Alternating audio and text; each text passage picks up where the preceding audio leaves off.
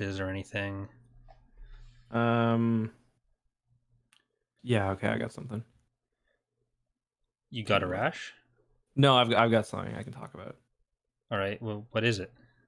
So Charlie told me that because he's actually been wetting his pants so frequently, it's a kind of serious issue because he's older and this shouldn't happen.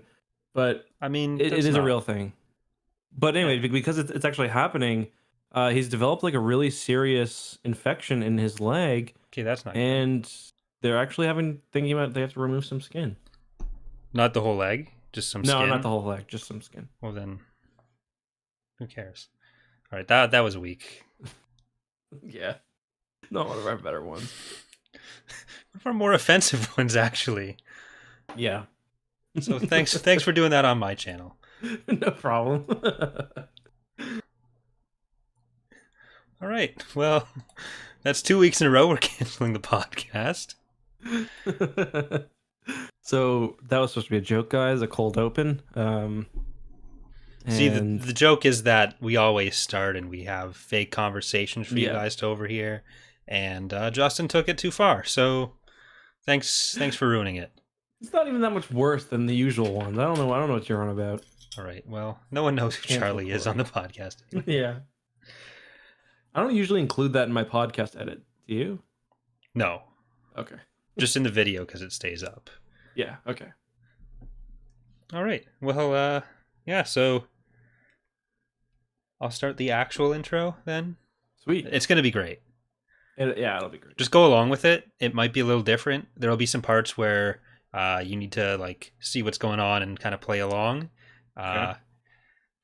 But yeah, so hello everyone and welcome to Tapcaf Transmissions, the only Star Wars podcast featuring myself, Corey of Corey Loses and Corey's Datapad, and of course my co-host, Mr. EckhartsLadder. How are you doing, Eck? I'm good. How are you? And you're correct that it is the only Star Wars podcast with those three wonderful things, me, you, and our friendship. Yeah. Power One of those is made up. But today's episode, we're going to be talking about Han Solo at Star's End. This is supposed to be what we were talking about last week, but YouTube decided to have some technical difficulties. We got about 20 minutes in and then realized that no one was really able to watch it. So we decided we'd put it off to this week. We spoke a bit about potentially covering Han Solo's Revenge as well, but we decided to stick with the original plan. So we're going to be talking about at Star's End today. So how was that, Ek? Was that intro everything you hoped for? Good. It's weird because YouTube like never has outages, or like they're very infrequent. So like of course when we're like 20 minutes into a podcast and it happens. Yeah, I'm kind of happy we decided to stick to just one because that way we can give each book the time it deserves.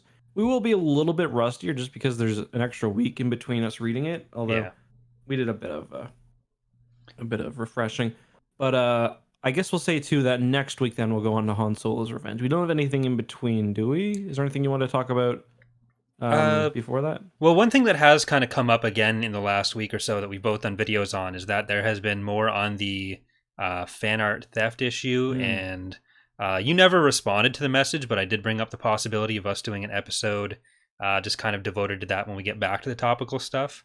So thanks for that. I appreciate your prompt responses. But yeah, so calling me out, goddamn. Someone has to do it. Everyone else is afraid to. Yeah, fair enough.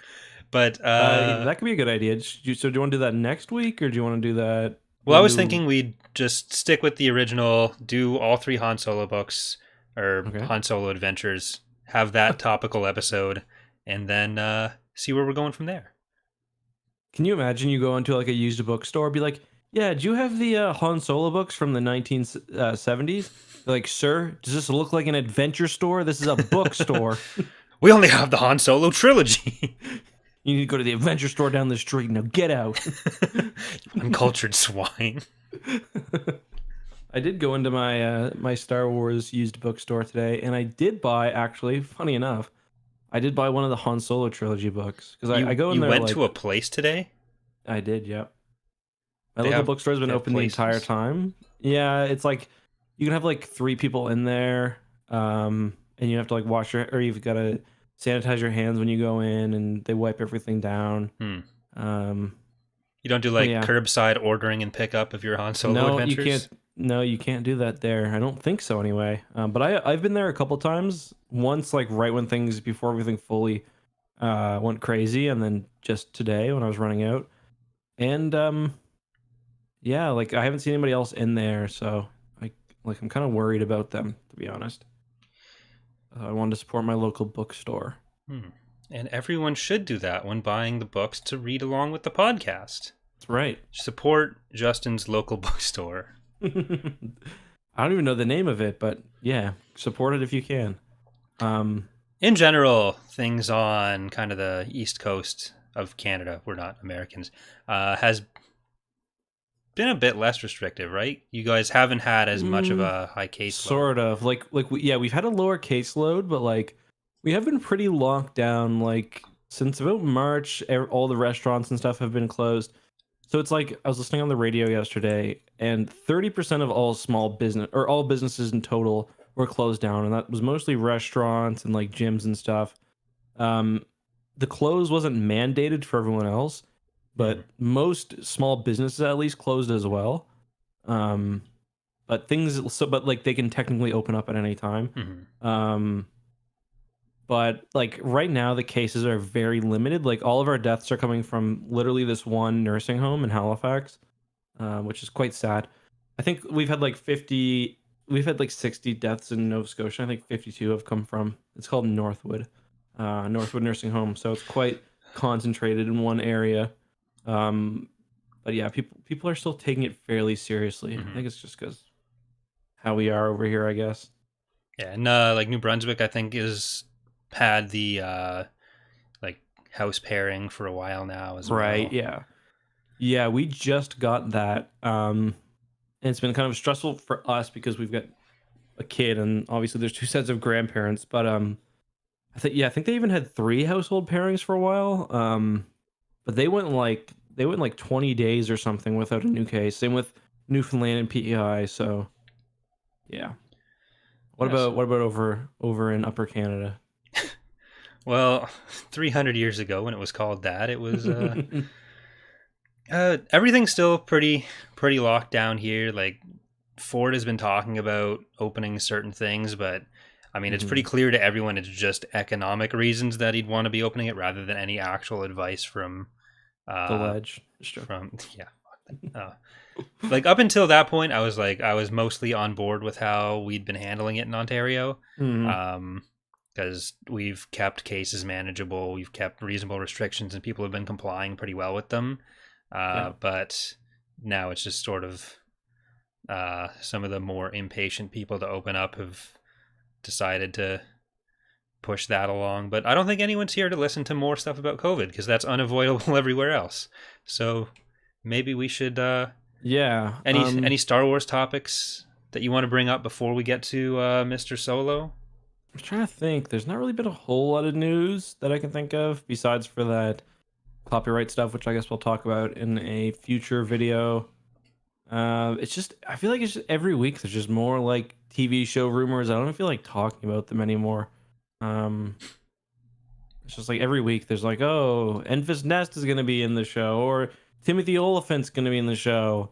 I just mixed real person in a character, or like Boba Fett's definitely going to be in it, or whatever else. It's just like no one really knows. Everyone just wants to get a scoop, I feel like. So that's really the only thing that I feel like is going on. Just the world's just stopped, so we just gotta sit here with our Han Solo adventures and hope for the best. Go back to a more simple time. Nothing happened bad in the 70s or the 80s. We're not looking at things through rose. I mean, we weren't alive, so. But there's no such thing as nostalgia glasses. That's right. But you also you sound very different. Is there any announcements you'd like to make to the podcast? Because of the podcast, because of how much I love the listeners, and because I'm streaming as well quite a bit, I decided to get a new microphone set up.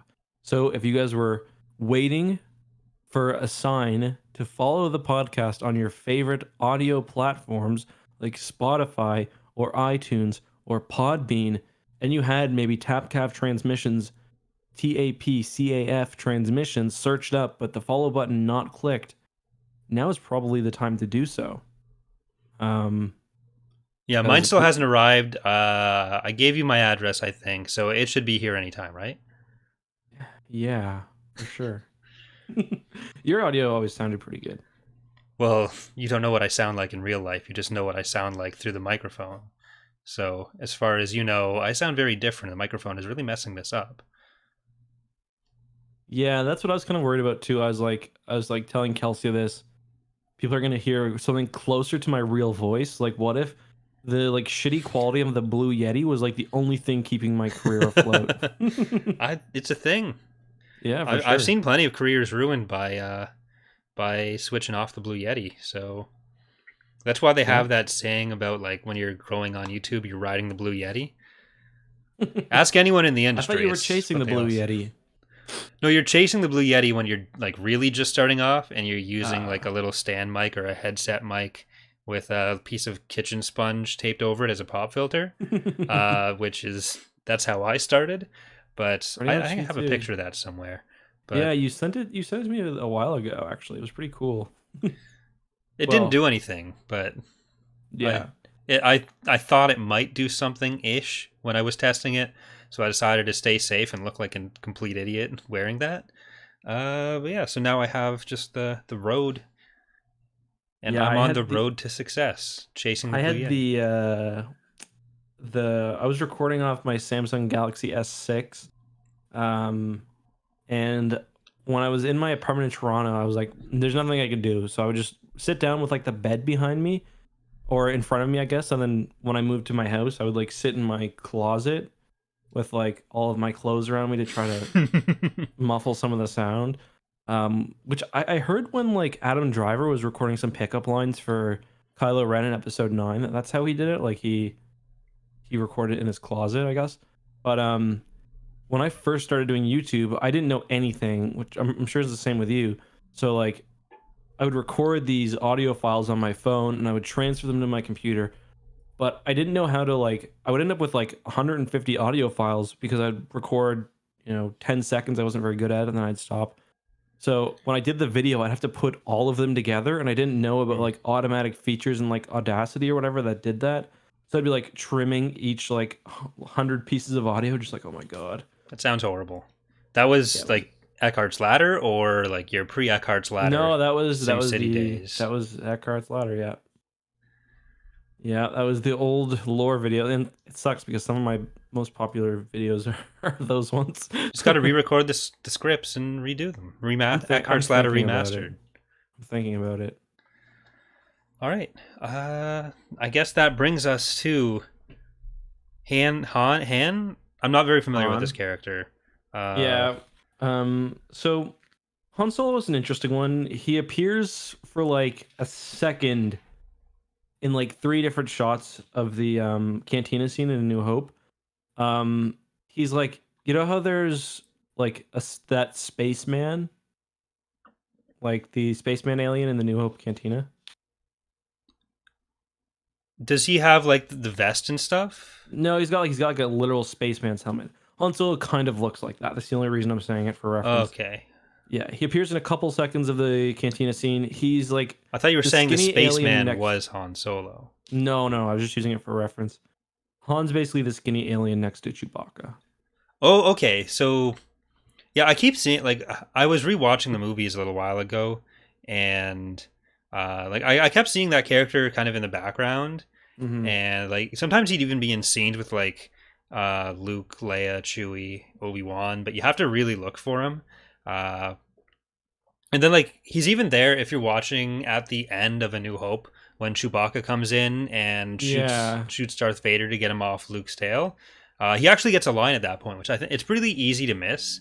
But yeah, so I think it's nice when they have these kind of books that go into the backstories of some of the characters that that kind of supplement some of the main characters from the original trilogy. Like you get so much like Mara Jade in the original trilogy with all the stuff at Jabba's palace, and she shows up a little bit in the sisters from what are they called again? The what are the sisters on Tatooine as well?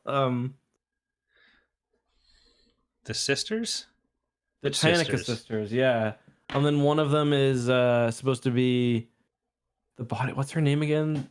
Oh, the bodyguard. Shada Dukal? Yeah, Shada. Yeah, like Shada, Mara, they all play such big roles in the movies, and then they show up Yeah. like a couple times in the expanded universe. Mhm. But it's nice that we get some of these earlier books from like, especially early on, where rather than giving more time to some of those major characters that we all knew about, you get some like Han, who played such a minor role in the movies, but now we get to sort of see what led to them being in the background of the Millennium Falcon shots. For sure. I really feel like this bit was better the first time we did it last week. Really, I thought it was kind of worse, but let's just we're just joking. Obviously, Han is an important character. For those of you who didn't get the joke, a little bit fan servicey when he appeared in that spin-off movie, but that's okay. Star Trek, Wrath of Khan. Yeah. I was thinking Solo, but no. But let's talk about this actual book, because you did mention this is a very, very early EU book. We said this last week. I'm pretty sure this is actually the first non-movie novelization expanded universe book, because it does come out before Splinter of the Mind's Eye. It comes out in what is 79. it? Yeah, April of 79, I think. Yeah, that's the date that's in my copy, at least, for the copyright. So yeah, it's definitely 79. I think it was April of 79. So like earlier even than the newspaper comics. So if you're like if you got to think about it too, if you're a Star Wars fan in the 70s, like you can't just look up Star Wars on the internet. You can't really get it on VHS or DVD or anything. So like you get to see the movies, you get to collect the toys, which was probably part of the reason why toy collecting was so big, and you get books like this. So definitely a pretty serious and important part of Star Wars fandom and Star Wars, just generally the expanded universe. But because this is so early, it's definitely a lot different than what would come later, including in, related to Han in the later Han Solo trilogy, which was set much earlier in his life, or just generally Star Wars EU stuff. Yeah, so this is basically the Han Solo adventures as a whole are 3 stories. There's Han Solo at Star's End, which is what we're talking about today, Han Solo's Revenge, which we're talking about next week, and then Han Solo and the Lost Legacy, which is going to be 2 weeks from now. And they're set about a year or two, 2 to 1 year before the Battle of Yavin. So we do get to see a little bit of like Han's empathetic side kind of coming forward, and the stuff that would progress into him becoming a rebel or fighting for the rebellion beyond just I'm in it for the money. And there's a few things that are introduced here which don't get fleshed out very much, or don't really get used in other sources. But I'm reading the New Jedi Order series, and I'm right now at James Lucino's Agents of Chaos books, and it's one of the few other places that uses the Corporate Sector Authority and even some of these characters in other Star Wars media. So it was a pretty big coincidence that it happened that way, but I found it pretty interesting to kind of just see how those characters get used in each instance, especially going from like Han as the early smuggler archetype into Han like almost 30 years later as the general living the legit life. I haven't actually gotten to any of the characters who have been introduced in At Star's End. I think they come up later in Revenge and Lost Legacy, because I'm pretty sure Roa comes up. But yeah, it's one of the few places that the Corporate Sector Authority actually gets used. And So yeah, and the Corporate Sector Authority, for those who don't know, and if you haven't read this book, and we wouldn't expect you to know, is basically they're described as inhabiting one of the arms of the galaxy. One thing I quite like about this book, by the way, is how big it makes the galaxy seem, because the Corporate Sector Authority is not even an arm. It's the end of one of the arms basically, but it's this whole tens of thousands of star systems. I quite enjoyed that, but they're Mhm. basically a stand-in for the Empire essentially. An empire based on just many corporations. They're like exploiting all of these worlds. They're mining for resources. They're exploiting people as well. And they're even sometimes crueler than the Empire as well, especially in these books. Mhm. But yeah, so if you don't know who the Corporate Sector Authority is, basically they're that. And I guess that just they were just created because presumably Brian Daly wasn't able to work with the Empire, so he needed a stand-in for these adventures. Kind of like what we get with it's like same as when the Star Wars Marvel comics ended, they couldn't deal with the Empire, so they made a new enemy. It's kind of like what's going on here. Yeah, I think a part of that is probably not wanting to step on the toes of George Lucas's creations, but also not wanting to have Han fight the Empire directly Good point. in a period before he's a rebel. Yeah. So creating this entity that, as the corporate sector, is this sort of like greedy, credit based thing with a lot of slavery, showing stuff that like Han has already proven himself to be kind of against and able to go up against for his own good without having him be wanted by the Empire immediately. Yeah. So they serve a pretty good purpose there. Like they're sort of allowed to exist by the Empire, kind of an entity that was created. Well, it's weird lore wise because the corporate sector was around during the Republic, and then the Mm-hmm. corporate sector authority was created around the start of the Empire. The lore on it, again, like a lot of this other stuff from early periods of Star Wars, Mm-hmm. is kind of funky, but they're they're independent but still in some ways governed by the Empire, so acting within certain limited authority within the corporate sector, which is what Yeah. makes them the corporate sector Mm-hmm. authority, without technically being the Empire. So it's kind of a substitute there. Yeah. That's a good explanation, I think. But yeah, like you're right. A lot of this lore isn't really touched on, especially because there is such a big gap between like kind of the restart of the expanded universe in the 90s and this. Hmm. Like a lot of what was going on at this point, like there weren't that many novels. Um, it was mostly there was like the Star Wars Marvel comics, then there was the Star Wars newspaper strips as well. And actually, we talked about this a bit when we were trying to record the episode the first time. I've been trying to get my hands on it, but there's actually a version of this story, the Han Solo, or maybe the entire Han Solo adventures, that's told sort of in that newspaper comic format. So basically, I don't know if it was, I think it was weekly. So like each Saturday or whatever, you'd open up your newspaper and there would be a new strip detailing, a portion of the adventure, which is pretty cool. Mm. And yeah, so Um, this is actually something that came out, the Han Solo Adventures, during Del Rey's first time holding the license. Because the way Star Wars publishing, like the novels went, is that Del Rey had the license. Then during the 90s, Bantam had the license. And that's actually probably what a lot of people would associate early Star Wars with, is the Bantam period, mhm, where like Thrawn trilogy, Jedi Academy stuff, the X-wing series, that was all during Bantam. And then around 1999, I think it was, the license went back to Del Rey, and that's when they that's when they started working on the New Jedi Order series, which mhm, was kind of an attempt to bring everything together within Star Wars. Because before then, under both the original Del Rey license and the Bantam license, the idea of like a progressive universe where the choices made by the end of the book have actually impacted things beyond a few like almost Simpsons-esque canned yeah. series where there is sort of some progression, but really things end kind of the same way they started. Uh, they were trying to get past that. Mhm. Um, but yeah, so there's also some weird stuff that just shows how little certain ideas had been established within the universe. Like one thing that I noted or had a note of was that droids are Mhm. spelled with an apostrophe Yeah, like a shortening before of it. Yeah, Android. Yeah. that didn't like that. Let's not do that. Yeah, like that.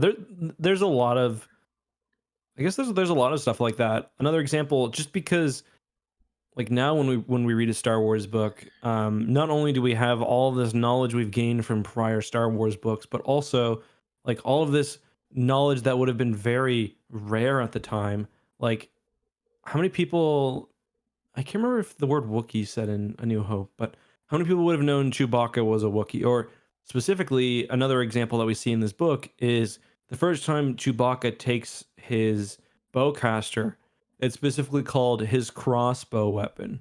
And like you would never write his crossbow weapon in a modern Star Wars book because anyone reading it knows it's called a bowcaster. Mhm. But they were basically starting from scratch in this. So yeah. And some of the complaints that we've had with some of the other books that we've covered have been that they're a bit too referential of stuff that's happened in the movies, or like Mhm. anytime someone's like, oh, well, this will be fine because remember this other time we did something, and it's Yeah. always referencing A New Hope or Empire Strikes Back or Return of the Jedi. I didn't really notice too much of the book doing that. There were a few tropes that No. kind of get used, like really early on. Something that happens like almost every time the Millennium Falcon is in anything, the sensor gets knocked off. Mhm. And as soon as they were talking about like flying through tight spaces, I was like, okay, I know where this is going. But But I mean, that hadn't happened yet.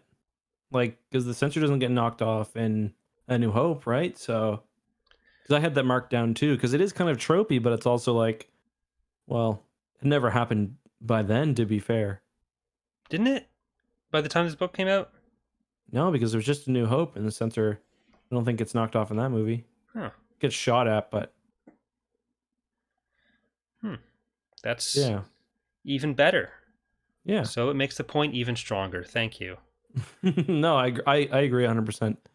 The book is interesting. I mean, it's called Han Solo Adventures, so like you should kind of know what you're getting, but it almost starts off like an Indiana Jones movie too, because it has like a Yeah. first kind of little adventure at the beginning, like a little um just like I don't know, like a little fun situation or whatever. It starts off with that, and then it moves on into the bigger story. That's like how almost every Indiana Jones movie starts off. Like he'll be doing some sort of little mission, or like he'll be exploring something that might connect to the later story or might not. Um, and yeah, that's what we get. And that's what we get in this book. And I think that's how the other three start as well.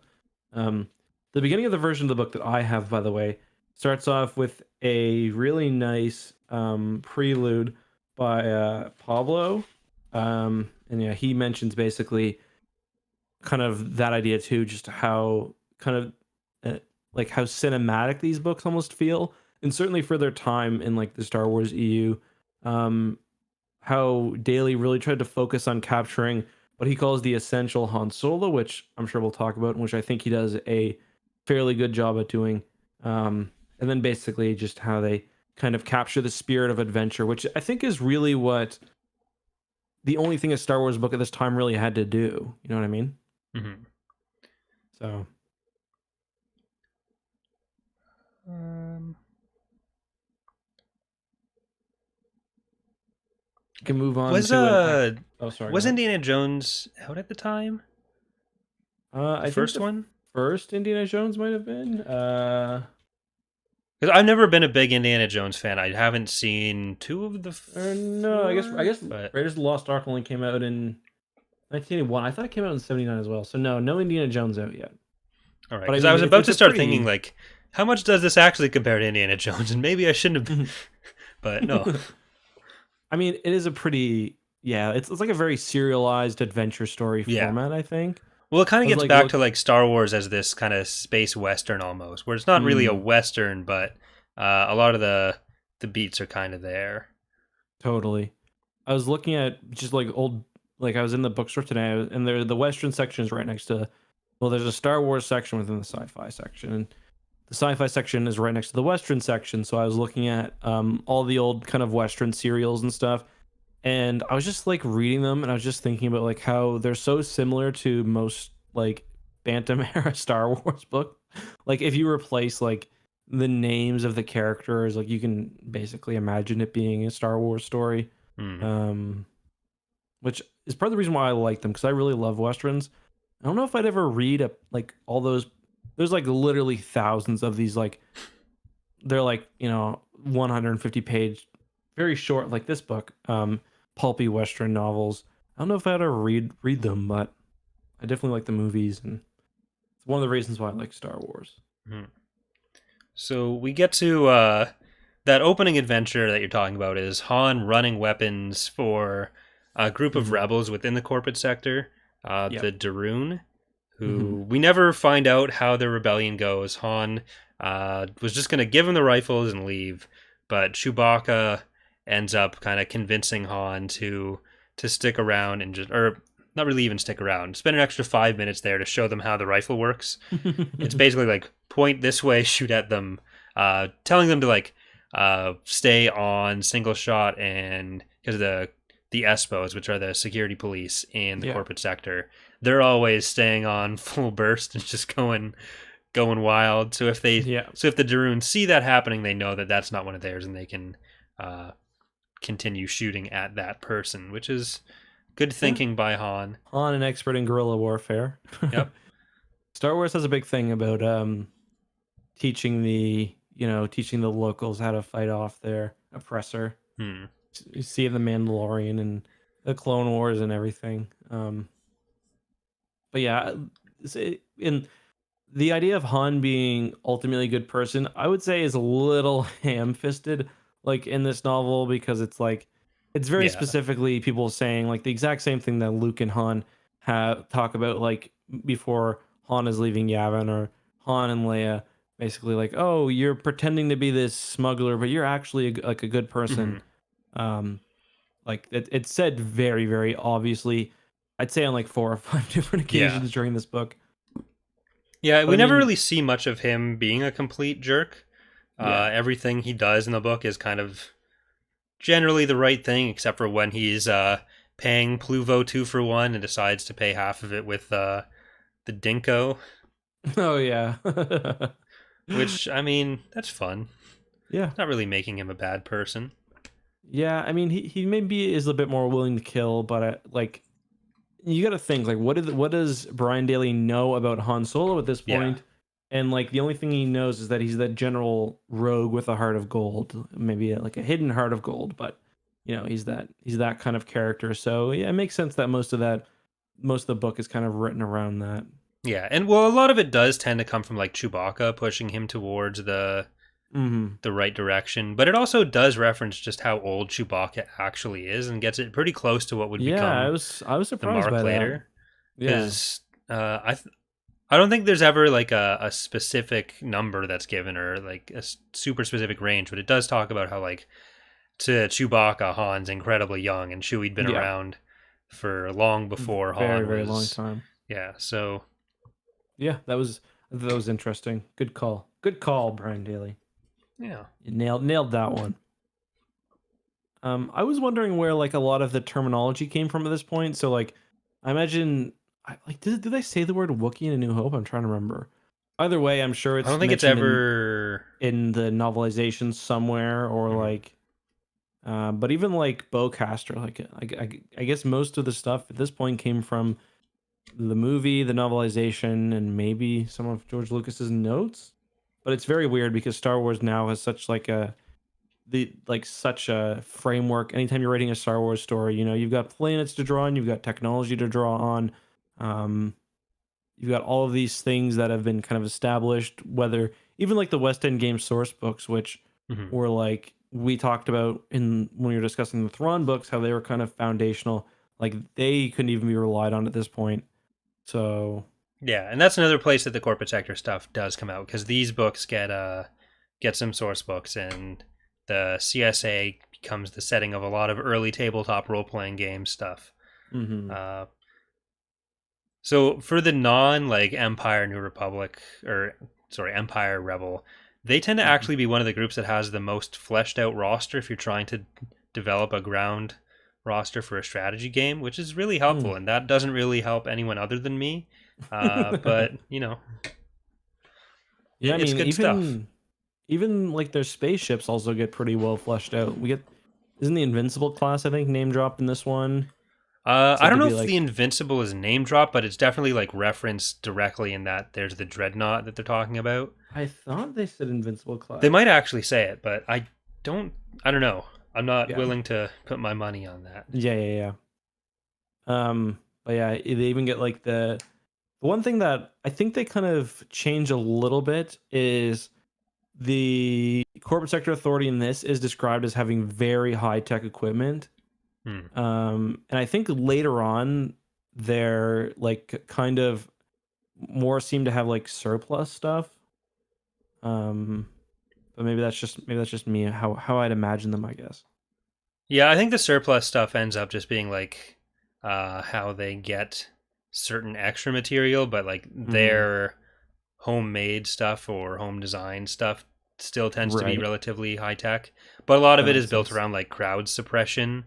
So Mm. they have really high tech grenades and riot shields and stuff to deal with unruly populaces because they become very much this dystopian uh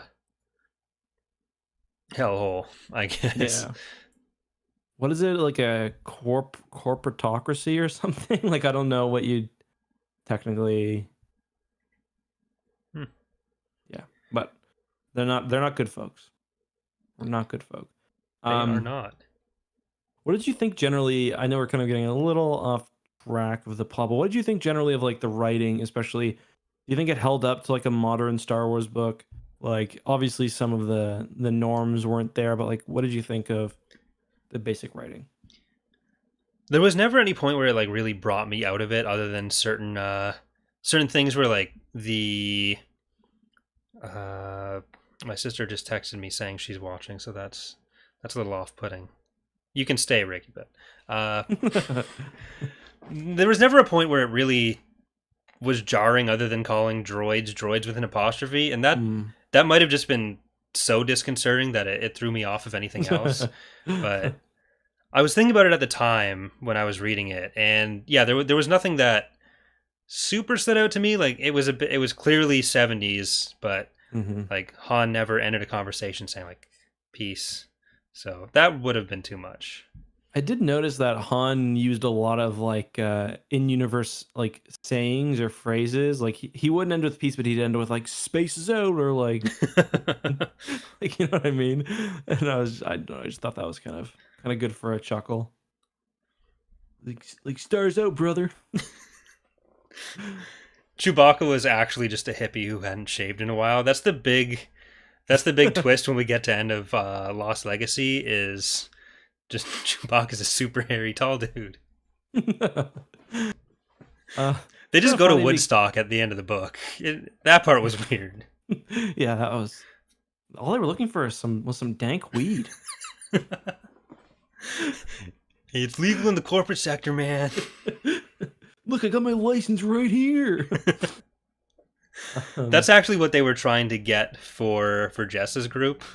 Doc was Yeah, actually just imprisoned for not having his license on them when the Espos raided their facility.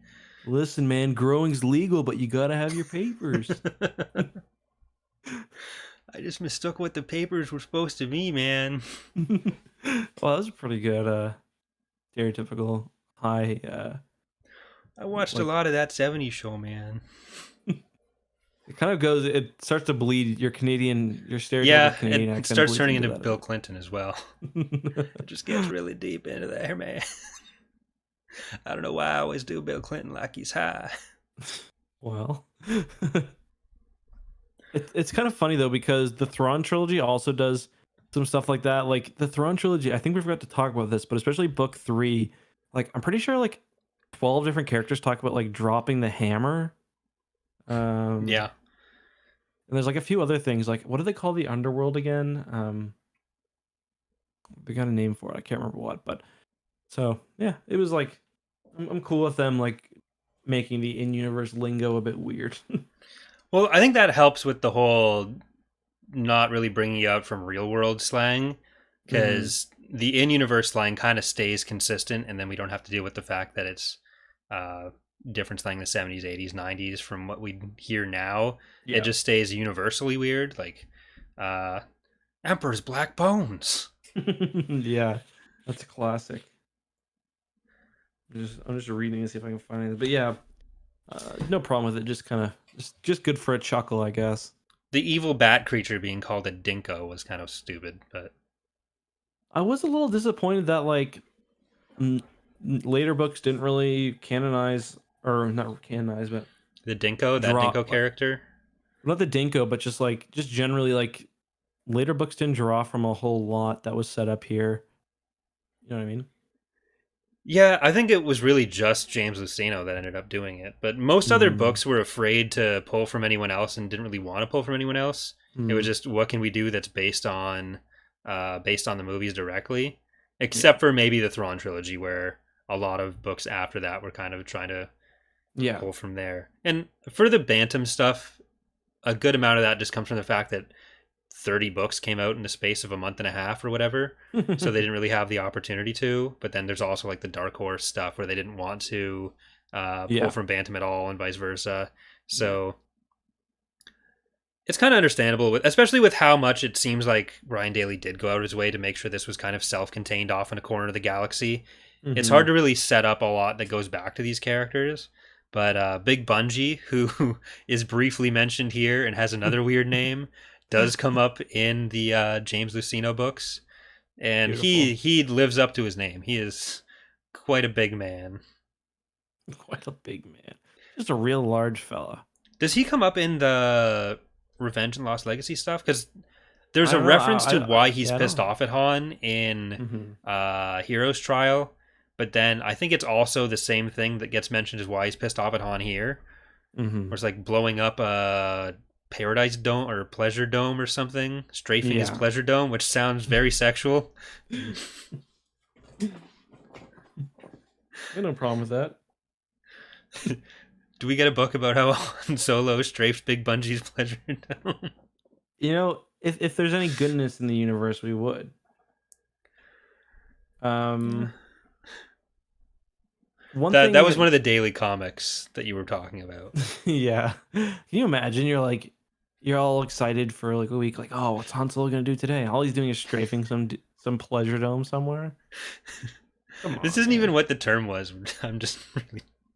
I think isn't that what the term is? I think it is. It might be. It's not worth looking up now, but it's clearly something we should bring up next episode and make sure we get the record straight on this.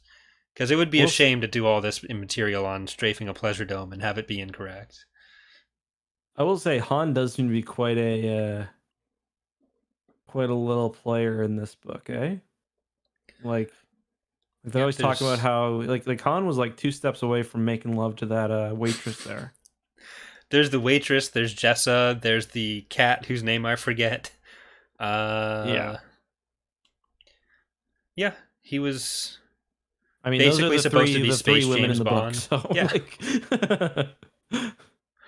No, there's him and Jess's dad. To be honest. Well, there's also the wife of the Vice Prex. Weirdly, they focus on her being fat a lot. Yeah, that came up quite a bit. like Brian Daly just fucking hated his neighbor's wife or something. he wrote it about her, or God forbid his own wife. Really. There's not a single time where she comes up where it's not meant, like where her weight is not explicitly mentioned. It's like she obesely walked down the hallway. Han turned around and pounding, taking up most of the hallway. We can't understate that.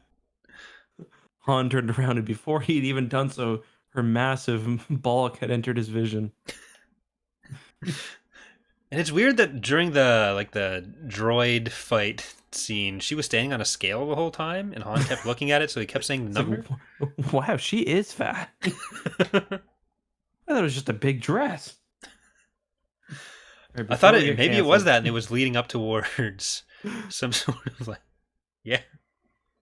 Anyway,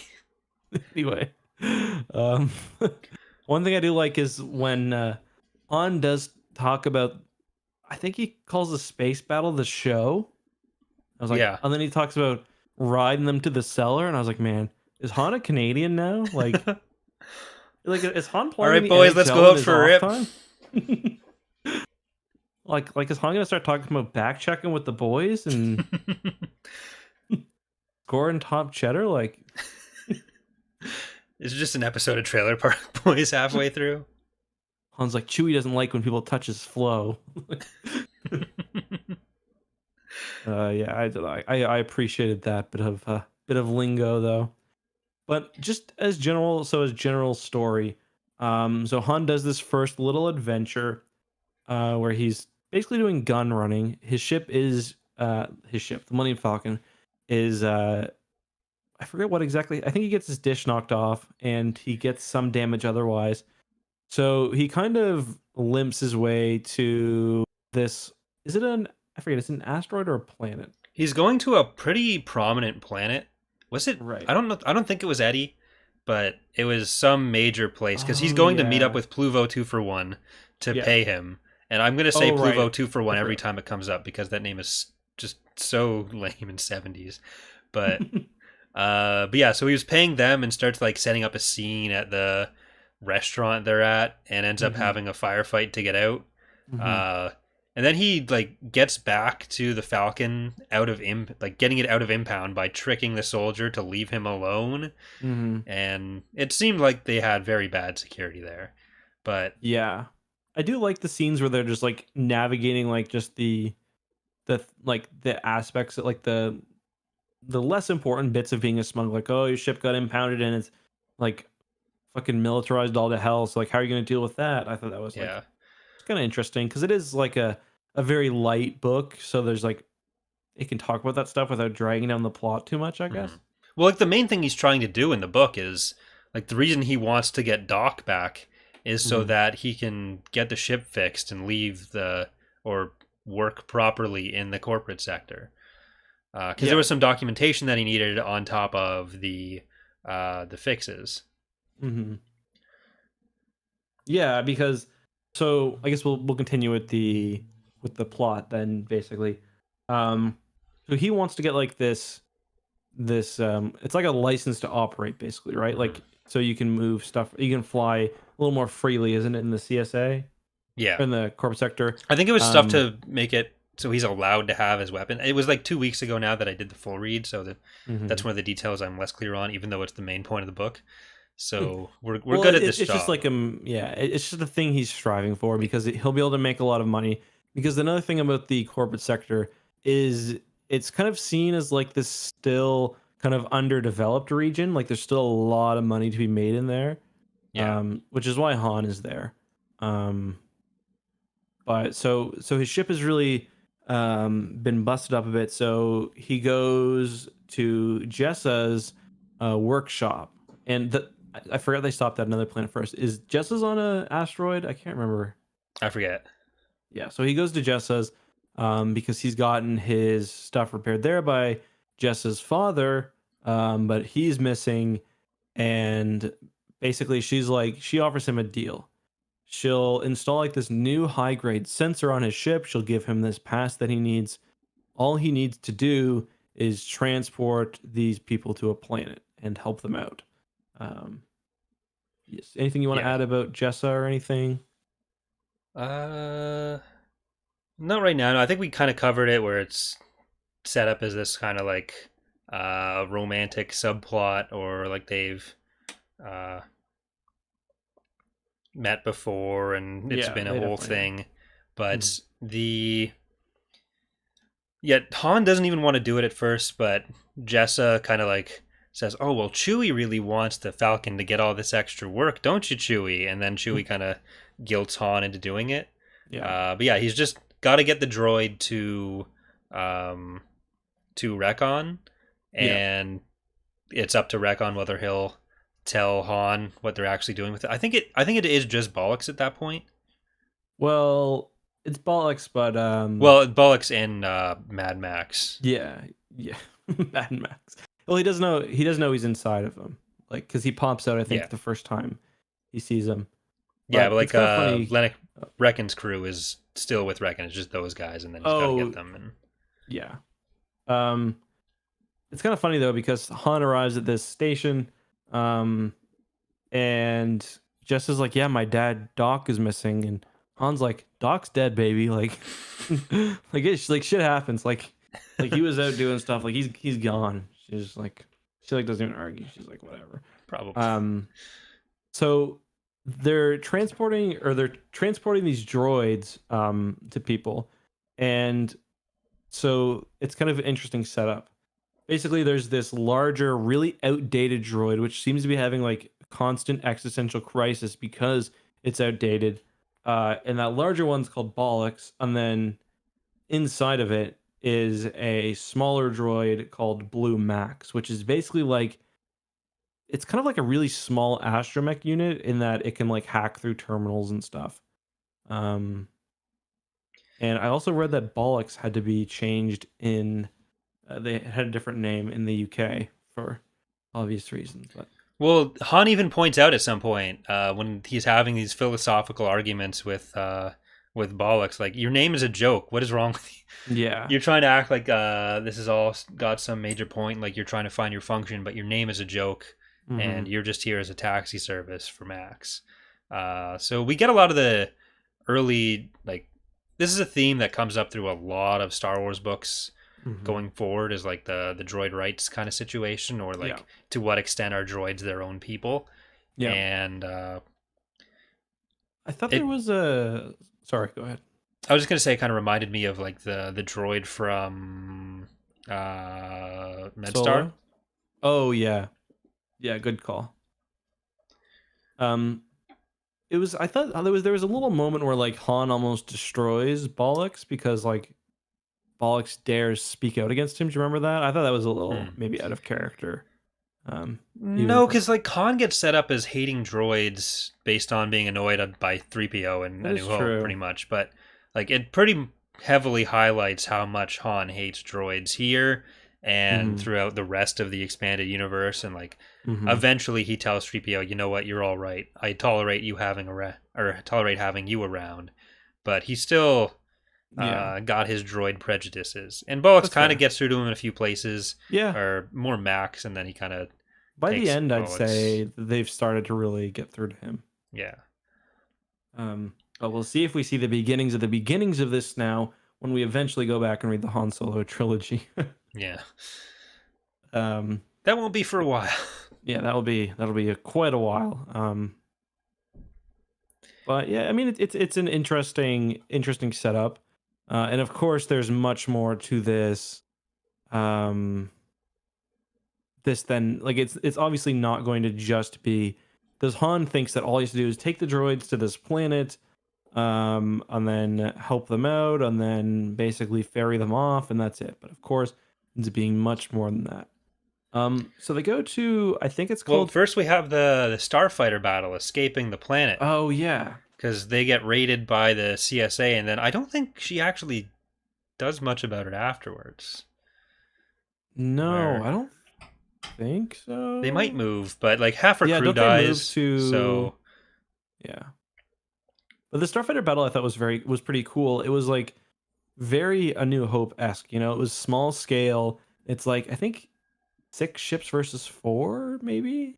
Yeah, they have 3 pairs of fighters. So like Han and Jessa each have a wingman, and then there's like a pair of brothers that pretty much immediately die.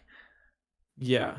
It was pretty brutal too, because it's like one mistake and you're gone. More so even than I think like the X-Wing novels and stuff. Like it was very kind of thoughtfully written, which I quite liked. Very almost like slow and methodical, I guess. Not slow, but it's not like exactly flashy. Yeah. And they kind of highlight the fact that Zen 95s are complete shit. Yeah. So they're probably going to explode, and that none of these people are trained fighter pilots, and they're going up against the CSA people who are. But yeah. It's pretty stressful. Like, I mean, and it makes you know, starfighter combat feel appropriately stressful. And like Han, he can just like tell these people have never been in any sort of battle just because of like how they're handling the kind of minutes before.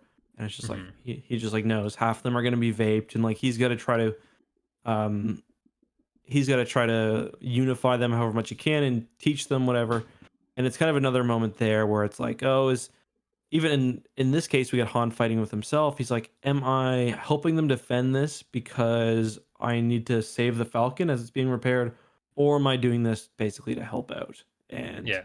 it's pretty clear that it's a little bit of both, but he's definitely doing it to be a good guy, even though he tries to deny it. Hmm. And so ultimately they win the battle, but I think they lose 3 of the 6 of them because both brothers die, and then Yeah, Jessa's wingmate dies, I think he ejects, but I can't remember. and Jessa almost dies. Yeah, and Han does. She basically gets her ship disabled, and Han goes. But he basically uses his wing to flip it, which I thought was pretty cool. Hmm. Yeah, I thought it Um, was really well written battle, yeah, me but I don't too. know that there's too much else to touch on there. No, If you want to it's just get pretty straight much. to the mission and Yeah, meet one thing Reckon. I will mention is, and I talked about this in today's video, is it has kind of a good explanation for why spaceship combat is always so close range. He basically talks about how there's like electronic countermeasures are so good that like targeting things from far off is very, very difficult. Mhm. That was interesting. Yeah, Um, but yeah, they move on to, is it Orin? Is I think is the name of I think the world so. they go to, and Or it's in kind of 3. cool how Or in 3, I think. Orin 3, yeah. And it's kind of cool how it's. I think they did a really good job of making this like an interesting world because at least I imagined it as like it being basically these like plains with like maybe wheat or something, and then like these giant like automated droids in the background, like these Mhm. humongous just like behemoths just moving across the landscape, which I thought was a pretty cool image, especially because it's got like this it's got like a computer center and a security center on the planet. Kind of reminded me of like Scarif in a way. Okay. Um, yeah, I thought it was. I really like the kind of descriptions of that, and then we get some battles there and stuff, which all kind of helps with that too. Yeah, and because I don't they describe or disguise the Falcons as like carrying grain in the Right. Yeah. So or a grain carrier rather, not necessarily bringing yes. grain there, but that's what how they're supposed to disguise the fact that they are carrying, Yeah, and they're basically carrying it smuggling on the the droid. way out. So most of the traffic in and out of Orin 3 is completely automated. So like he hides the Falcon in like the shell basically of another ship. Um, and it's all filled up and stuff. And then when they're trying to escape, then they kind of got to deal with that because it's full of grain. Hmm. And they end up dumping it if I remember correctly. But yeah, Han brings Bollocks to Rekon, and Han and Bollocks have a conversation about like this is when Bollocks says like, "Oh, I guess I'm kind of a smuggler just like you," and Han's like, "I don't Yeah. know about that." But Bollocks makes some good points there, Yeah. and kind of sets their relationship on the positive trajectory because up to now, Bollocks has just been like baggage to Han, and he Hmm. hasn't really been considering that Bollocks might have an actual perspective on anything. Yeah. So Bollocks and Rekon both kind of change Han's views a bit, where Han gets to Rekon, gives him the droid, and asks like, "What the hell are you doing with this?" And Rekon says, "Well, all of us are missing someone, and we're here. Like, what we're trying to accomplish is finding out where the people we've lost went." And is this when Han starts suspecting that Doc might be there? Or is that entirely No, I don't think he really suspects that. I don't think so. I don't think until he arrives, actually but I could be finds it? mistaken. But yeah, so Reckon kind of at least convinces Han that he's a good person, even if Hmm. not that Han should be working for the right reasons. Yeah. So Reckon kind of confides in Han that of his crew of 3, there's Reckon, and then he has Torm, the human, then Yeah. a mother son pair. Uh, why do I forget her name? It's like Ati. What is it? It's I don't remember. It's is it ATI. Is it? Why am I forgetting the Atoir. name too? Yeah. It's Yeah, Atoir. yeah. And yeah. So there's her and her son, right? Yeah. And like you were saying, there's some sort of snitch in the group. Yeah, Um. Reckon says like it has to be someone within my group that has kind of betrayed us. I have no idea which of the three it is. So him and Han start trying to like figure out who it is. But unfortunately, Reckon gets killed. So that's terrible. Yeah, and they were actually waiting for another one too. They were waiting for Engret to join them, but basically, I think it's. I can't remember if it's Torm who arrives. One of them is like, "Yeah, he ain't coming. He's dead." Yeah, yeah, and but each of these, like each of these people has had a person stolen from them, or disappeared, and they want this droid Blue Max to help them kind of analyze all this data and find out if they've been taken kind of to a common location, which is how they basically discover Star's End, which is this giant kind of prison complex. Yeah, and I think Torm lost his brother. Paka and Atwar lost Paka's dad, Atwar's partner, and the way Han is able, after Reckon's dead, the way Han is able to kind of suss out who the traitor is by telling them all a thing to look up, and seeing who looks up. So he gave them all the wrong information out loud, and slightly wrong. Off by like a couple numbers. So instead of like Planet 8, it was Planet 7 that was the correct one, and Torm was the one that actually looked up the correct thing. Han had previously kind of lulled him to a false sense of security by saying it's got to be Pack, I think, because see how he reacts to stuff, and it's like, oh yeah, we're in this together. Cat, by the way. Yeah, it's crucial to remember that Atwar and Pack are just giant cats, and also like especially naked cats. Yeah, and they're kind of pretty sexy too, presumably, because they get by with distracting dancing for quite a while. Well, I think Pack is described as like prepubescent and also heavily armed and skilled in combat. Yeah, he's like always just like jumping around and shit. Yeah, you're he's right. Only well. the mom is sexy because she's the one dancing. Pack doing like the acrobatics or whatever. Yeah. So how's that thing going where you convince the internet that you're not a furry?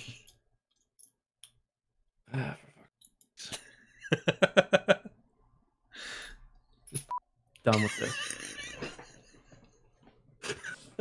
That's I forgot you have that now. Just end me. That's amazing. So basically, as they're escaping this planet, they run into the local defense, and Chewbacca is captured. And Han, even though he is still kind of a jackass at this point, does have ultimate loyalty to Chewie. So he decides that he is going to help them break into Star's End, which is again a highly militarized facility, and break him out. Yeah, so they intercept a transmission. Like the way they get in is by like intercepting a transmission that some Imperial Entertainers Corps people had to cancel an appearance. So they make up this whole routine. Quite a scheme. Where they're like these traveling carnies. So Pack is a dancer. Han's this kind of like hotshot gunslinger. And Pack is an acrobat. But when they get to Star's End, which is this facility for the Viceprex, I think he is. Yeah. It turns out the only entertainment they wanted was like an executioner, a gladiator droid, basically, to fight his Annihilator 10. Yeah. So Bollocks ends up getting pulled into the ring to fight this like war machine droid. Yeah, and the thing's like basically just like he's got like a flamethrower and stuff. He's like, if you've ever seen the show BattleBots, it's basically that, and it's like I've got my Roomba with a fucking knife attached to it versus like Buzzsaw or whatever the thing was called. Yeah. Every time I read Herkin, I was thinking of I think his name is Baron Harkonnen from Dune. I don't know if you've ever read Dune. I'm aware of the name, but Yeah. Every time I read Harkonnen, I was like Harkonnen. Like, but They're kind of saved by the wife, where she's like, "Oh well, I know you want to watch the droid destroy stuff, but we've seen that so many times recently. Let's watch the acrobats and the gunslinger for a while." So they're able to go and access different computer systems with Blue Max and Bollocks, before Bollocks ends up having to go into the ring, and he's able to get out of the battle or survive the battle by falling down and pulling out some innards that are for some reason unprotected.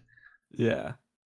And Han, so each of these people, like we kind of mentioned, have their own kind of skill because they're supposed to be these performers. Mm-hmm. So we get the battle bot, we've got the two cats are being dancers and acrobats.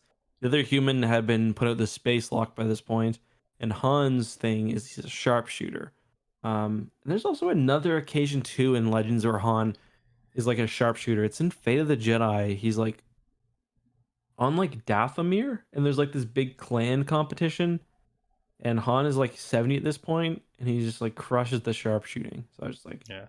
Oh, we do get a reference earlier, I think, with Pluvo 2-for-1 about like Han always shooting first. yeah, which is funny, and that's something that I think that's how Pablo kind of ended his little dedication. He said, "After all, his Han Solo, meaning Brian Daley's Han Solo, says in Chapter 6 of Star's End, I happen to like to shoot first, reckon, as opposed to shooting second.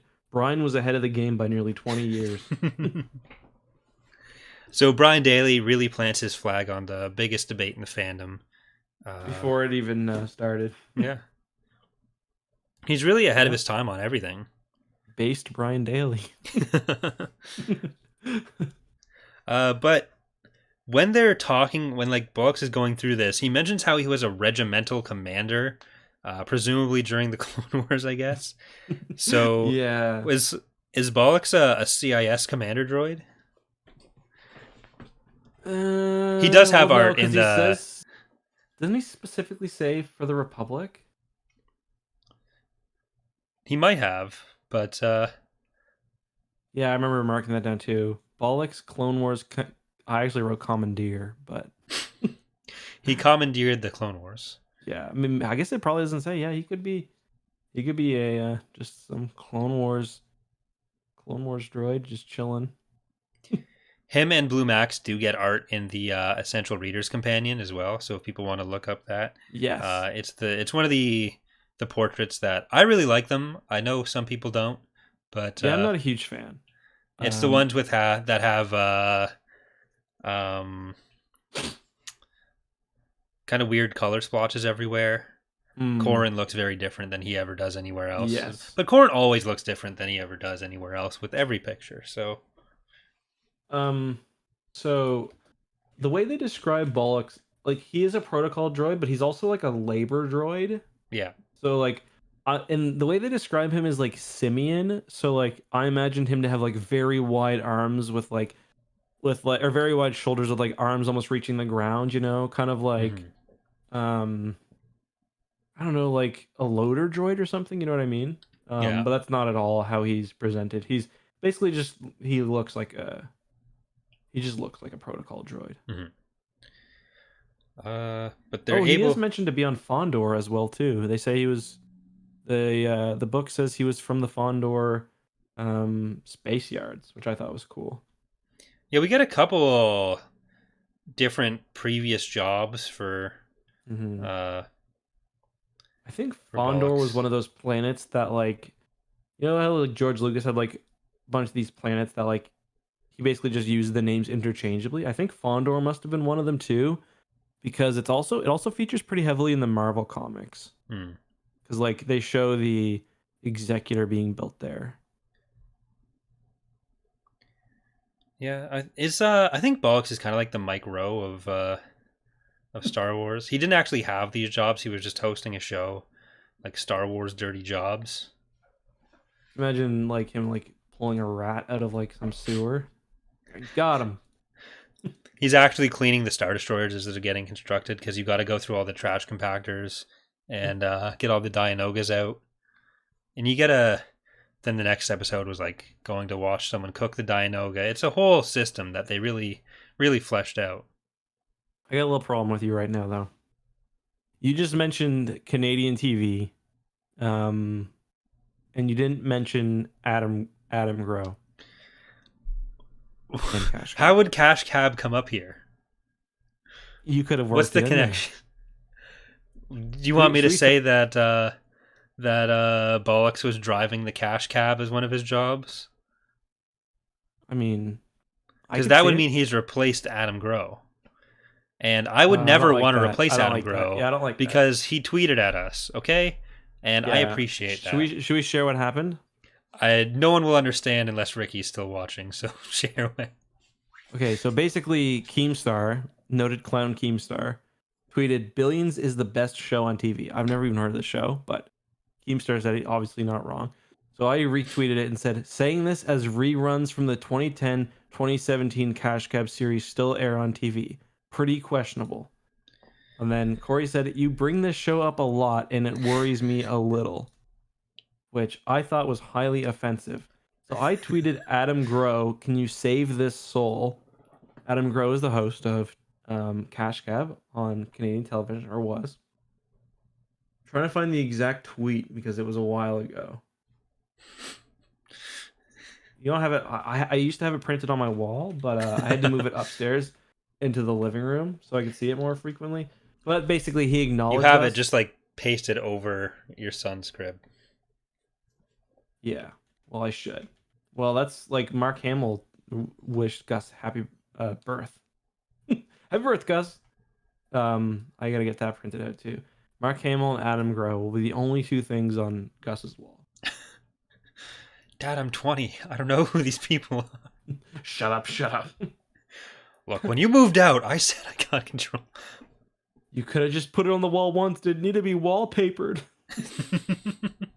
I'm just surrounded by Adam Grow faces. I can imagine a worse fate. You mean better? No, I said I can imagine one. Like, okay. I thought you said I can't imagine. No, I would never say that. I'm telling him you said that. Justin, I'm telling Adam Grow on here. Please don't tell him. Please leave it up.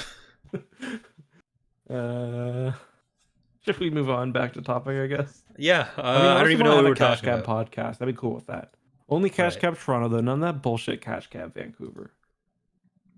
Is that not hosted by Adam You know Grow? what? Cash Cab Vancouver. Okay, this has been a nice window into X mind, and I'm more concerned than I was before. But yeah, Han uses the combat. What? We should just end the episode now. The Cash Cab talk is over. So what's even the point? A little nervous there as you were trying to move on. You were like, Well, I don't know what you're gonna do now. You added Adam Grow to that Twitter thread to call me out, and now I feel like Cash Cab is always watching me. Cash Cab is always watching. It's killed before, it'll kill again. Yeah. That's dark. Cash Cab actually did kill somebody. Google it. People. I know you know. Yeah. Everyone else. But yeah. And you know what? It was Cash Cab Vancouver, I think. Funny. You know who else killed someone? Is Bollocks killed the Annihilator droid. Which I thought there was the theme there of like the function of the Annihilator droid was to kill stuff, and there'd been all this talk about the function of droids. So Bollocks had to end this droid's function, and there's a lot of depth there. There's a lot of. What are you talking about?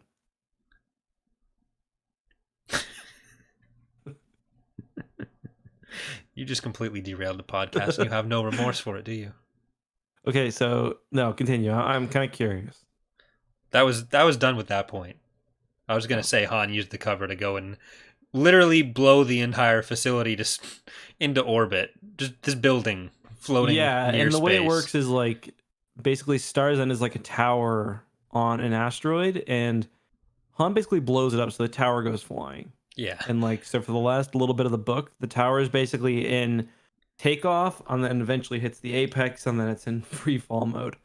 So it's kind of an interesting way to end interesting way to frame the final action, I guess. Yeah, they do mention the fact that the building is made of like really expensive, extra molecularly bonded stuff. But I guess they just didn't bond it to the ground very well. Or there's like a little section of Earth that is, or asteroid that is floating around with it. It's very unclear, and it's a very weird mental image to have. So I tried not to picture it too much. Yeah, Just this skyscraper flying ending, through I would space. say, is the weakest part of the book, in my opinion. The whole last kind of adventure. It started feeling a little Hitchhiker's Guide to the Galaxy of just like, we're there. It's like lampshaded Deus Ex stuff with, like I have no idea what the last Hitchhiker's Guide to the Galaxy book was about, having read it multiple times. But I was getting those vibes here. Yeah, like for me, the action, like at the end, like, is like, so basically they set the shit into orbit. They start liberating all the prisoners, and then it's like they're running through hallways and shit. And I'm just like, really, like, all right, like, yeah, can I get to the point? Like, let's get off here, because it was kind of messy in my opinion. Yeah, so they get all the prisoners out. Then Hurricane is trying to like make a bargain with Han to leave like his wife and his staff behind, and he can just get on the ship. But then his wife shoots him, and everyone leaves. Yeah, and that's presumably she says something like, "This is for eating the last piece of cake" or something. Okay, come on. That's how it's written. That's not what I'm saying. I never even saw her. I don't know what she looks like. I don't know. I mean, pretty fat, but. All right, so I'm going to be taking applications for a new co-host for the next episode. It's not going to be Charlie. Charlie can't read. Adam Grow. Listen, if you can get Adam Grow, replace me right away. I was just going to ask like Alex or something. Okay. Also pretty good. All right, well, any other... That's the end of my Star's End thoughts. Yeah, that's the end of mine too. A fun story, a little nice little adventure. Yeah, would recommend. Yeah, it's cheap. You can get all three. Like I was trying to track down the individual books because you've got a nice copy of like you have each one in that black kind of like original I've got cover. All three here. But speaking of value, I do have one of the like directly printed into the cover stickers. Oh my god, I hate those. This book was initially a $14.85 value, $17.85 in Canada. Now only $5.99, $6.99 in Canada. Man, my book, I got a book like that today, and they had the original price printed into the pages. Like, it's so annoying. Why do you do that? But you can get the whole. I got mine off Amazon. You can get the whole trilogy, for $11 Canadian, $8 American. So yeah, it's more expensive now. That inflation always gets you. Yeah, but yeah. So I think we'll hold off on the rankings for this one until we've read all three and then kind of put it in together rather than trying to separate it, because it's gonna be fairly similar. They're all pretty short. If we even decide to rank it, I think there's a chance we don't. We'll see. That's kind of heresy, but you know what? That's fine. The next one is actually, it looks like it might be a little bit shorter than this. Cool. No, I'm just estimating based on the number of pages that I'm holding right now. But either way, they're all pretty short. So if we do rank them, then yeah, I think together is the way to do it.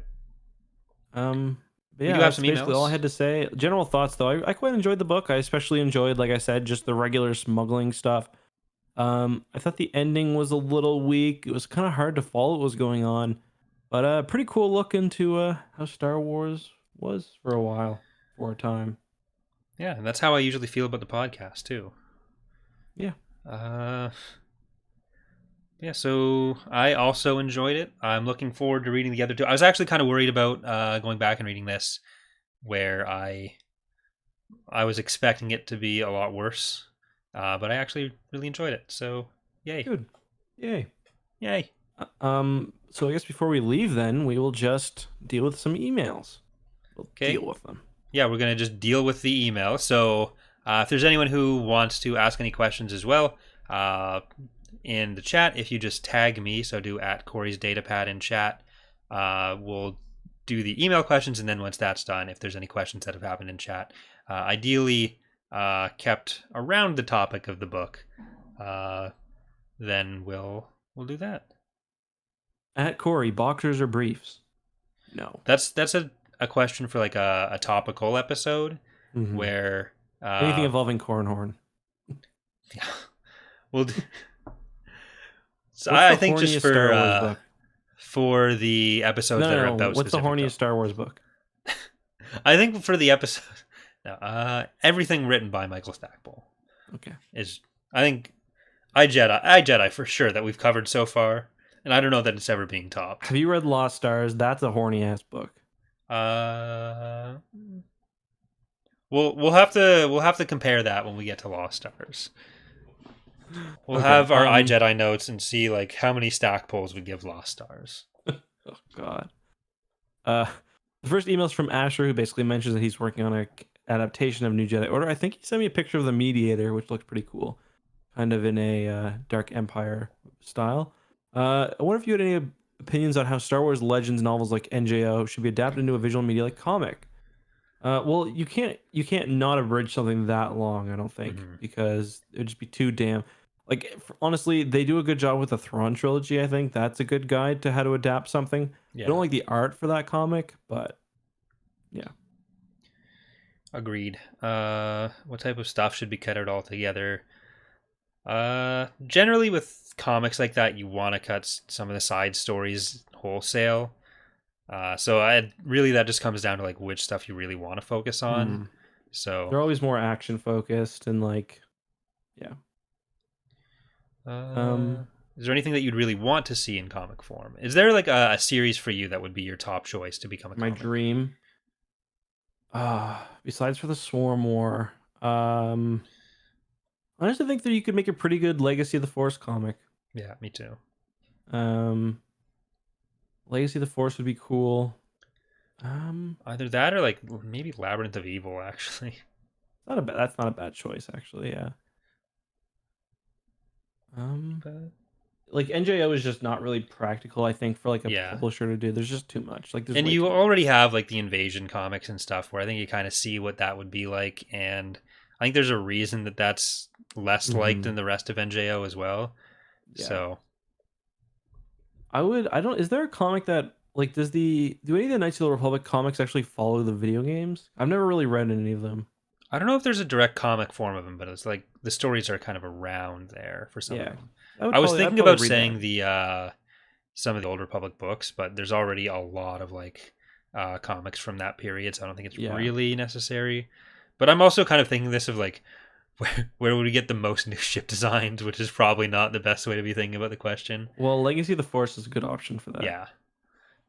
I'm just like trying to think too, like which characters have I never seen really drawn that I would like to see. And like you get a lot of them in Legacy of the Force, so yeah.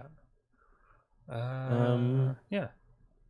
So thank you for that question. Andrew asks, why is smuggling so prevalent? And I'm just gonna guess because the Empire is there's so much shit in the galaxy, and the governments are often totalitarian. Yeah, I think like the out of universe reason for that is just that we kind of talked about how a lot of books start like trying to play on the beats of the movies, and because like it makes sense that for what they were doing, Luke and Obi-Wan needed a smuggler, but then because there was a smuggler and all that stuff with the Hutts and everything, that gets magnified in like future stories where now everything is kind of about smuggling. Yeah, that's pretty much it. And I mean, there's lots of stuff in the galaxy, lots of illegal stuff. Everyone wants stuff cheap. It's fun writing with the underworld. Also, can you do a kid's version of Tapcaf for Charlie? No, Charlie can't even read children's books. So, Daniel asks a pretty simple lore question. Is there any evidence that Jedi knew about Order 66? I don't think so. Do you plan on covering the new EU books or just Legends? We've talked about, we'll eventually cover the new EU books, especially as they release. We got a couple emails. I think there was also another one from Asher asking like similar questions. For any emails like that, just the blanket answer is kind of yes. I don't know Yeah. how many we'll directly respond to on the podcast. But if you have a question about like if we're going to get to a specific book or thing, Mm-hmm. then Probably. yeah, the general answer is eventually yes. It's just we don't have a fixed schedule for when we're doing Yep. stuff. We're just kind of going in chronological order with a few breaks to check out like what we're doing right now with Han Solo Adventures between certain other stuff. Yep. But yeah. And Paul also correctly points out that some elements of this book, including he mentioned Star's End, but I know Bollocks as well, have been canonized in a new canon tie-in book, which is cool. So yeah, I think that's a nice reference. I will say too, we mentioned we might do the next Alphabet Squadron book, I think. So we'll see how about that. Is there any? I can't really think of too many other new canon books I'm super excited for. New Thrawn eventually, I guess. Yeah. Yeah. Yeah, the Ascendancy trilogy should be good, and I think now that Episode 9 is out, there will probably be a bit more freedom with Sure. with some of the books and being able to go different directions. So I'm kind of interested to see how that goes. But I think there's even a junior novel coming out after Episode 9. I think I heard that, but yeah. we got another question from Joel asking about certain stuff being brought back into new canon and whether certain things would be brought in wholesale or certain periods. So specifically asking, do you think Disney hasn't touched this era being KOTOR era because of the popularity of the MMO and KOTOR games, or do you think when it was time to explore this area in canon, one of these big tentpole eras of the pre-Phantom Menace timeline will get axed? And I don't think it's really a popularity thing. I think it's just these aren't areas that necessarily directly impacted their ability to tell stories. Because if it was just about popularity, like Thrawn trilogy probably wouldn't have been part of the reboot or wouldn't have been rebooted in the same way. Yeah. It's just they don't really have any stories they were trying to tell in the early areas or earlier eras. So it doesn't really conflict with anything. And eventually a decision will have to be made on like the Tor MMO, KOTOR. And it seems just as likely at this point that they be brought in as not. But it could be more of a soft reboot where it's like it's implied that a lot of the same stuff happens, but then there's still room for it to be overwritten. That's what especially I'm with my money on. Tor coming Although, out still. Yeah, sorry, you cut out. I didn't hear you at the end there, but I will say, like the way the High Republic is styled, it kind of to me suggests there might be more of a dramatic difference in technology 4,000 years ago. Yeah. So I've kind of just been working under the assumption that they haven't had anything ready, so they haven't wanted to write themselves in a corner yet. But and I agree, it is just as likely. I think most likely would be soft reboot, personally. But yeah, like but I don't think there's any like specific reason that they're not doing it. Yeah, exactly. So they're not going to fully canonize the game or anything like that, though. I think the last question is from Daniel. In episode 9, Rose says that Leia asked her to study the specs of old Star Destroyers to help defeat the fleet at Exegol. Does this mean the Zeiston is an old ship, or is it literally just a larger ISD-1 with a super laser? I have not read the novelization, so is it answered there? I don't remember if that's answered in the novelization. I think it is literally just that it's a larger ISD-1 with a super laser, and I think the decision on the ship's scale was made after the script was written. It was basically, I think it was initially intended to be just ISD-1 with a super laser, and that at some point in the movie's development, JJ was like, can we set the scale factor to 4? Or not 4, but like slightly bigger. Yeah. So I think it's just a side effect of how the design was changed as the movie went on from the script to the actual implementation.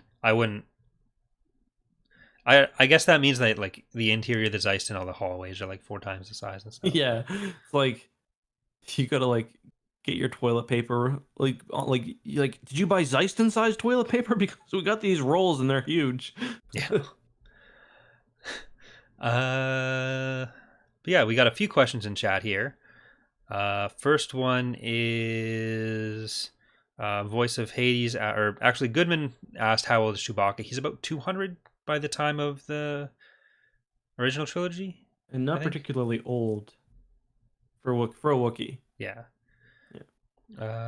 Voice of Hades asks, "Who's your most like Jedi besides the big names like Luke, Leia, or Anakin?" So that's a tough one. I like. Well, one of the solo kids probably, but I consider those to be the big ones in Legends. Yeah. Like I like Corrin quite a bit. Corrin's grown on me over the podcast just because there has been so much of him, though. Yeah. I honestly don't know. I don't know. I would have to. I'd honestly need to see a list of just like a gazillion Jedi in front of me to pick one out. I like Obi-Wan a lot. Qui-Gon's pretty epic. Yeah. Like if Jaina and Jason don't count, because like Jason is my favorite Star Wars character and Jaina's up there as well, then I'd probably say Silgal. Silgal is definitely a good choice. Like if there was one application of the like Marge Simpson, I just think they're neat meme for me, it's just Silgal. I just think they're neat. That's funny.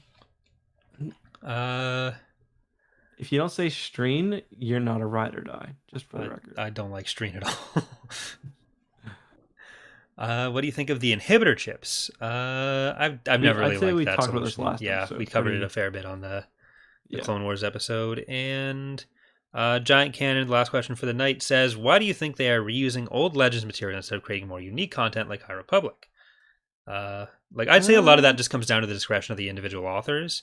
Yeah. Like especially for authors like Timothy Zahn who worked in both universes, he tends to bring in more of what he'd been working with before. Some authors that have been part of Legends or just fans of Legends before are more likely to bring in stuff. They have a lot of latitude to kind of do what they want to do outside of like not causing issues with other stuff that's going to be coming out. Mm-hmm. So I think that's a big part. Like you don't always need to reinvent the wheel, I don't think. Yeah. So like if there's a cool character that's been invented that's compelling and that you already know people like, and you'll be making those people happy, and why not? Yeah, like it doesn't bother me. Like people sometimes get a little bothered because like, oh, they decanonized it, but they brought it back in.